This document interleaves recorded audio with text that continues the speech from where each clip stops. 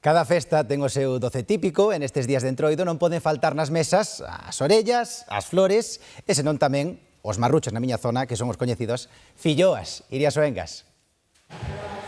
O Entroido é unha época de excesos que non faltan tampouco a hora de sentarse á mesa. Flores, orellas ou rosquillas son algunhas das sobremesas tradicionais destas festas, pero sen dúbida a raíña do Entroido é a filloa. E saben ben aquí en Lestedo, onde hai anos que lle dedican unha festa á filloa con actividades que se prolongan durante toda a semana. Unha festa que foi declarada de interese turístico nacional.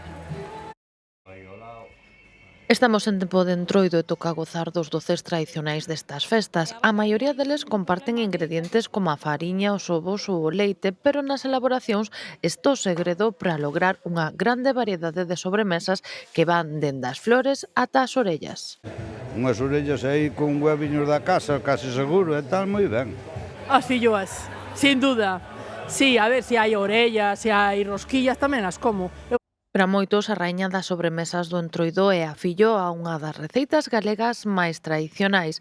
Sábeno ben en Lestedo, onde hai anos que lle renden unha homenaxe na festa da filloa, que acadou o recoñecemento de interese turístico nacional. O segredo da filloa é moi sinxelo, é un capicúa, 5 en 5, e que temos aí por 5 litros de auga, 1 kilo de fariña e 5 ovos. Ben. Os que as fan moi ben, con fariña, ovos, ben.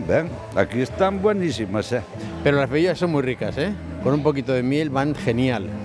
Ademais, as filloas como as que se fan en Lestedo aportan un extra de versatilidade. Poden tomarse doces como a sobremesa ou ser un acompañamento salgado.